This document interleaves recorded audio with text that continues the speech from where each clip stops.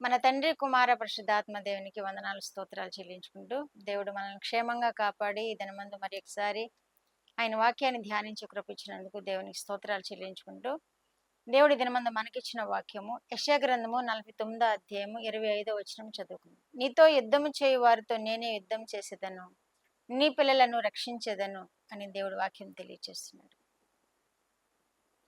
ఎందుకనంటే తన బిడ్డల కొరకు దేవుడు ఎంత కార్యమైనా చేయగలడని వాక్యం ద్వారా మనం గ్రహించగలుగుతున్నాము.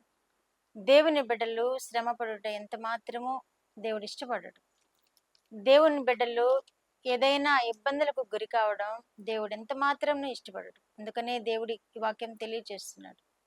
నీ పిల్లలను నేనే రక్షించేదను అని వాగ్దానం చేస్తున్నాడు దేవుడు. ఆయన రక్షించడానికి మనము అనుకూలమైన భక్తి జీవితము కలిగి ఉండాలి. ఆయన రక్షించడానికి మనము ఆయనను సేవించే వారముగా ఉండాలి. దేవుని చేత రక్షింపబడాలి అంటే దేవునిని హత్తుకొని జీవించాలి. దేవునిని ప్రార్థిస్తూ ఆయనను స్తుతిస్తూ మన జీవితాలను గడిపినప్పుడు మనము ఇబ్బందుల్లో ఉన్నా కానీ దేవుడు మనల్ని రక్షించడానికి వెనుక తీయడు. నిన్ను మాత్రమే కాదు, నీ పిల్లలను కూడా నేను రక్షిస్తానని వాగ్దానం చేస్తున్నాడు. ఆయన పిల్లలను రక్షించడానికి ఎంత మాత్రమో వెనుకాడక మన యందు జాలిపడి మనము ఆయన పిల్లలమని మన యందు ప్రేమ కలిగి నీ పిల్లలను నేనే రక్షించేదను, నీతో యుద్ధం చేయవారితో నేనే యుద్ధం చేసేదను అని కూడా తెలియజేస్తున్నారు.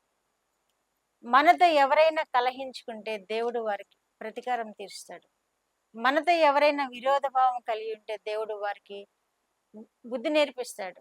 మనతో యుద్ధం చేయవారిని దేవుడు తరిమి కొడతాను, నేనే యుద్ధం చేస్తానని వాగ్దానం చేస్తున్న బిడ్డలకి మనము ఇంకా దేని విషయంలో అధైర్యపడకుండా మనం ఏదైనా శోధనలో చిక్కుకుంటే దేవుని పాదాలు ఎద్దు పెట్టినప్పుడు తప్పకుండా మన పక్షాన్ని యుద్ధం చేసి మనల్ని విడిపిస్తాడు దేవుడు.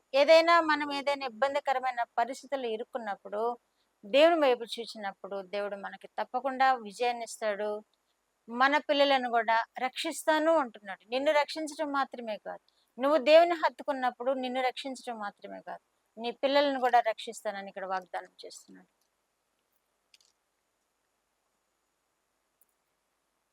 ఇర్మియా గ్రంథము 50:34 కూడా వారి విమోచకుడు బలవంతుడు, అందుకనే యుద్ధం చేస్తాడు మన పక్షాన.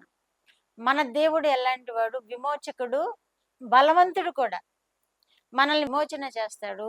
మనకి శత్రుమూక నుండి బలమైన దుర్గముగా ఉండి ఆయనే బలవంతుడు కనుక మనకి విజయంతో మనల్ని ఊరేగింప చేస్తాడు. కనుక మనము ఆయన ఇచ్చే రక్షణను బట్టి మనము సంతోషించి ఉత్సహించదము అని కూడా వాక్యం తెలియజేయబడుతుంది. యెషయా గ్రంథము 25:9 ఈ విజయాలన్నిటిని బట్టి మనము సంతోషించి ఉత్సహించదము అని వాక్యం తెలియజేస్తుంది. కనుక దేవుడు మనకిస్తున్న విజయాలను బట్టి, దేవుడు మనకిస్తున్న రక్షణను బట్టి, మన పిల్లలను కాపాడుతున్న విధానాన్ని బట్టి మనము సంతోషించి ఉత్సహించి ఆయనకి కృతజ్ఞతాస్తుతులు చెల్లించాలని దేవుడు ఇష్టపడుతున్నాడు. కనుక మనము కూడా దేవుని యందు భయభక్తులు కలిగి ఆయనను సేవిస్తూ ఆయన రక్షణలో కొనసాగుదాము. మన పిల్లలను ఆయనే రక్షిస్తానని వాగ్దానం చేస్తున్నాడు. ఆయన బలవంతుడిగా ఉన్నానని వాగ్దానం చేస్తున్నాడు. ఆయన బలము చేత మన శత్రువులందరినీ తరిమి కొడతానని వాగ్దానం చేస్తున్నాడు. నీ పక్షంన యుద్ధం చేయడానికి నేను సిద్ధముగా ఉన్నానని వాగ్దానం చేస్తున్నాడు. మనకు విజయం ఇవ్వడానికి ఇష్టపడుతున్నానని వాగ్దానం చేస్తున్నాడు. కనుక దేవుణ్ణి హత్తుకుందాము, దేవుని ఆశీర్వాదాలు పొందుకుందాము. ఆయన మనల్ని రక్షించినప్పుడు మనం ఏమంటామో అని దేవుడు తెలియజేస్తున్నాడంటే, అప్పుడు నేను యెహోవాననియు నా యందు విశ్వాసముంచువారు నమ్మిక ఉంచువారు అవమానపడరనియు మీరు తెలుసుకుందరు అని కూడా తెలియజేస్తున్నాడు దేవుడు. ఇంత గొప్ప వాగ్దానాలు మనకిస్తున్న దేవునికి మనము ఎంతో హత్తుకొని జీవించాలి, ఎంతో కృతజ్ఞతాస్తులు చెల్లిస్తూ జీవించాలి.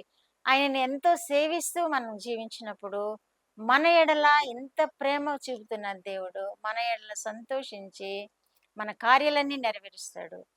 ఆయనే గొప్ప కార్యాలు చేసే దేవుడని వాక్యాల్లో చూపిస్తున్నాడు. కనుక మనము ఆయనను హత్తుకొని జీవిద్దాము. ఆయన గొప్ప కార్యాలు మనం అనుభవిద్దాము. ఆయన గొప్ప కార్యాలు మనం పొంది ఆయనను స్తుతిద్దాము. ప్రార్థన. మా దేవా, మీరు ఇచ్చిన వాక్యము కొరకు వందనాలు ప్రభువా. చూస్తున్న బిడ్డలు కూడా నాయన, వారు ఏదైనా శోధనలో చిక్కుకుంటూ వారిని విడిపించండి, వారి బిడ్డలను రక్షించండి, వారి కుటుంబాలను రక్షించండి. వారిని మీరు ఆదుకొని ప్రభువా సమస్త విషయాల్లో క్షేమమును, సౌఖ్యమునిచ్చి మీరే మహిమ పొందమని యేసుక్రీస్తు వారి పేరిట ఈ మనవులు మీ పాదముల యొద్ద వేడుకుంటున్నాను పరమ తండ్రి. ఆమేన్.